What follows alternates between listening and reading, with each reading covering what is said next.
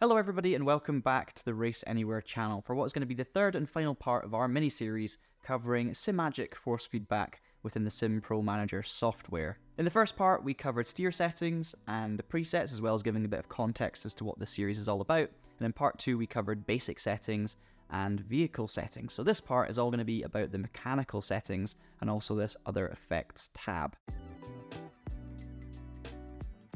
We're going to start at the top, as we always do, with max torque. Now, we did actually talk about this in the previous part. We talked about it because it has a bit of a relationship with force feedback strength, and it's worth understanding the nuances between the two.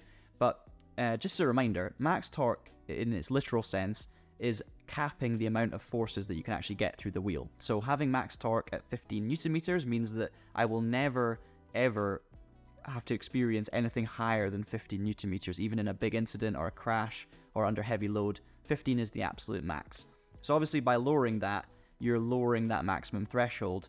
So if I put it to 8 Newton meters but left the force feedback at a very high percentage in terms of strength, you're going to quite often want to go beyond 8 Newton meters, but it's not going to let you. So what's going to happen is you're still going to have all of those forces between 0 and 8 coming through very strongly, giving you lots of detail and information.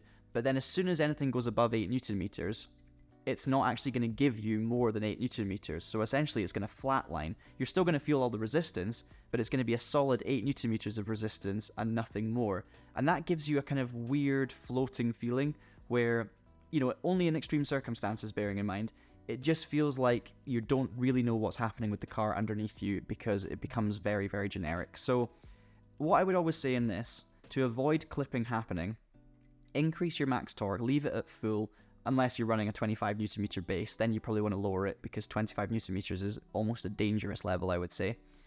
And then what you can actually do to avoid the clipping is just lower your overall strength percentage. To keep it simple, it's a safety feature, really. You just don't want it to be too high that you're going to actually hurt yourself. So 50 Newton meters is fine, lower the strength in another way, and it will give you more flexibility.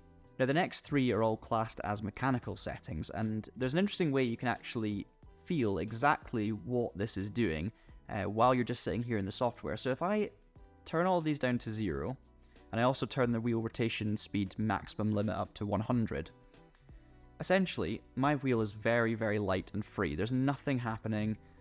There's obviously, because I'm not in a sim right now, in a game, there's not any information coming through, so this wheel will rotate freely and give me no force feedback.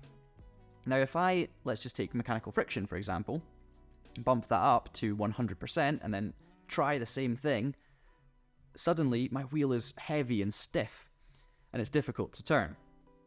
So with these three settings you can actually feel their impact and their effect just sitting here in the menu by playing around with the numbers.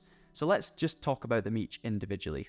The first one is mechanical damper. Now if I click the little question mark, this adjusts the amount of dampening applied to the wheel as it rotates, and it's a constant effect. So essentially with this one, if I set it to 100, when you're playing the game, it's gonna feel a little bit like a Rolls Royce effect, a soft, comfortable, pillow, cushion, velvety chocolate effect to the driving. So it's actually really pleasant. If you drive around on 100% when you're circuit racing, you still get a lot of detail, but everything's super smooth, nothing feels harsh or sharp, and it obviously, the compromise is it numbs some of the details, so you're not getting quite as much feedback, but it still feels nice and pleasant. It's kind of like what you want from a road car that doesn't need to be on the edges of grip and on the limits of adhesion. However, when you're racing, you obviously want more of that detail and more of that feeling, so you can drive faster and closer to those limits. So mechanical damper, if you put it down to 0, essentially removes that effect entirely. So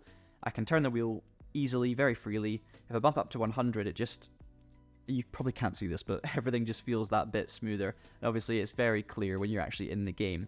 Now, a lot of people like to run this at 0 in reality because they see it as being the maximum amount of correct information with no arbitrary filter on it, I guess, because you could kind of call these mechanical filters. Now, I would argue that just because 0% is more correct, it doesn't necessarily feel more authentic or immersive, and it depends what you want from your sim racing experience. Now, I quite like authenticity and immersion, and in a real car, you don't necessarily feel everything perfectly because there's so many things at play. The tires, the wheels, the weight of the car, the steering wheel, there's so many other things going on. Now, I think these settings try and simulate some of that feeling and actually just make it more pleasant and more realistic in a sense. So the damper specifically, I quite like a slightly velvety feeling steering, but I still like to be fast. So I tend to run this around about 25 on both Le Mans Ultimate and iRacing. I found that to be a comfortable number, but it's totally up to you how high or low you run this number. Now, if we move down to friction, as I showed you earlier, it's a very obvious thing to actually perceive that 100% it's stiff, and at 0 it's very, very light. Now, what this setting is doing is I think it feels like it's simulating, power steering and just the weight of steering in general. So some cars in real life, maybe stock cars, for example, IndyCar, don't have power steering, they're heavier to steer, whereas other cars do have power steering and are lighter to steer. Now, that doesn't actually affect the handling and the physics of what's going on, but it just affects how you perceive that through the steering wheel. And this is the same thing. So yes, you could set it to 0% and have absolutely no interruption of the perfect raw signal from the force feedback. But if you turn it on, you're going to get that little bit more friction, and the steering wheel is just going to feel slightly more realistic. It feels a little bit more like it would feel in a real car. And obviously then it's a scale, depending on what car you're driving. How immersive do you want it, and how heavy do you want the steering to be? My personal preference here tends to be around 15%, and that's what I found on both Le Mans Ultimate and iRacing was a nice number for GT and prototype cars. Some people will run 0, some will run 40, 50 if they want to simulate no power steering, an IndyCar for example. So it's totally up to you.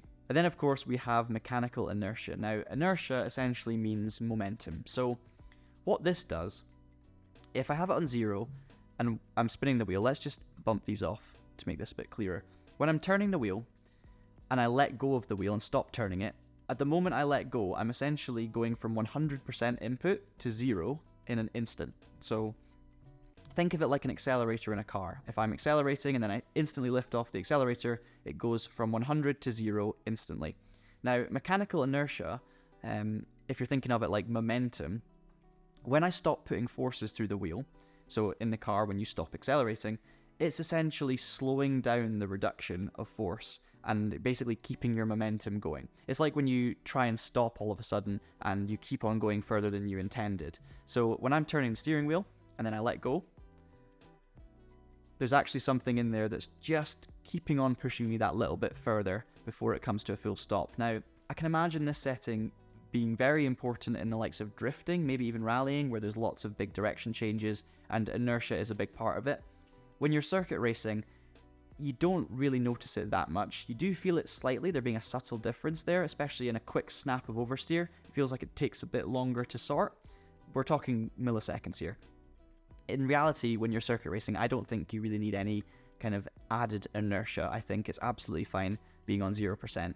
But as with all of these things, and I'll keep banging on about it, personal preference. Now, the setting at the bottom is feedback frequency, and I'm not really going to talk about that too much because I don't really understand it very well. I mean, there's a description here, Simagic, zero latency, force feedback, upsampling algorithm. So in theory, you can see what it should be doing. The reason I'm not going to talk about it too much is because when I was playing around with this setting, I couldn't really feel too much of a difference. I felt like there was maybe some subtle things going on with Le Mans Ultimate and iRacing, but I would really need to conduct a lot more testing across more games to really feel what's going on there. So yeah, I would just say play around with it a little bit, see what you think. We're now going to head into the other effects tab, and I'm going to start off actually by talking about game inertia, game spring, game damper, and game friction. Basically, I don't really have too much to say on them. Similar to feedback frequency, I don't know enough about what's actually happening behind the scenes to know what that's actually doing, but we can obviously decipher from game inertia, spring. They're doing similar sorts of things to these mechanical settings, but in a different way, presumably. I couldn't perceive too much when I was playing around with them, so maybe it's very game dependent, but what you should do is give it a try when you're playing your own game, see if you can feel a difference, and go from there. The top two settings, however, are a little bit different. Mechanical spring is an interesting one. This adds a constant spring force used to center the wheel, but it says it's not recommended to use when using a direct drive wheelbase. Now, all of the Simagic bases are direct drive, so you might think this is a bit irrelevant. But essentially, if you're playing a game that's not supporting force feedback natively, this is a way of almost creating a sort of false recentering spring-based force feedback. So at 0%, I mean, let's just turn all these off so we get a proper feeling. So now when I let go of the wheel in the middle, there's absolutely no movement or resistance against me. However, if I turn mechanical spring to 100% and then I turn, you can see the wheel is springing back into the middle. So it's almost like an old school force feedback alternative. The reason it's not recommended whilst using a direct drive wheelbase is because force feedback is clever enough to do this on its own. It doesn't need a mechanical spring effect, because most games already provide something like that, and the data obviously works all of that out. So basically, run it on 0, but if you're playing a game that doesn't support force feedback and you want that slight feeling of force feedback on a basic level, whap that on and see what happens. The final setting we're going to look at is center damper. Now this one, if we read the description, is about the stability of the wheel as your vehicle speed increases. So essentially what happens is if you turn this up to a high number, when you're driving at high speed, the center section of the steering wheel, so when you're close to going straight ahead, becomes heavier. And the idea there is it's to try and stabilize things and avoid oscillations. You might have experienced that when you're sim racing. You're driving along and suddenly your wheel starts going left and right, and then it just goes very, very aggressively. Especially if you let go of the wheel, this can happen very quickly because the system is essentially bouncing off itself. So having the center damper up high should reduce that effect, and it's just something to play around with if you're experiencing too many oscillations that you want to try and avoid. And as we come out of the other effects tab, that's pretty much going to round things off. So I guess we can talk about some general points that are worth noting. Obviously, these are all down to personal preference. I've been banging on about it throughout the whole series. There is no right and wrong answer here, so it's well worth playing around with to see what you think. Try other people's settings as well, see if you like them, but at the end of the day, if it doesn't quite feel right to you, you might get used to it, but you might also just prefer a different setting, and that's perfectly fine. Just find what works for you. You can also try some Simagic fine-tuned presets to start with anyway, so if I'm jumping on a game for a first time, say I'm jumping on BeamNG, which I often am, I'll click this button, and I'll load up what Simagic have essentially recommended me as the baseline settings, and that's always a good starting point to then begin tweaking things, because what I've found so far, these settings are generally pretty good. Like, it's a very good starting point, and it's just a case of, you know, fine-tuning things around that, and quite often you end up moving it, and then finding that what they had originally was pretty much the best setting, so that's definitely worth bearing in mind. Now, if you have any questions about any of the stuff we've covered in this video, do let us know in the comments, and we'll do our best to get back to you and assist with it. I'm still learning a lot myself about this base and just force feedback in general. I've been doing this for a long time, but there's so many things to learn still, and so many things that you can explore and try and get the most out of your base, and that's one of the things that's so fun about sim racing. There's always so much space to improve your experience, but hopefully this has helped, giving you a helping hand, getting on a good platform initially, which you can then build on, and I hope you enjoy your Simagic base going forward. If you found this mini-series useful, please do give it a like, share it with your friends, share it with fellow Simagic users, and hopefully we can help more people get the most out of their bases. And obviously subscribe to the Race Anywhere channel for more content like this in future, as well as lots of other content about everything else revolving around the world of sim racing. Until next time, I've been John from Race Anywhere. Thank you so much for watching, and I hope you have a super week.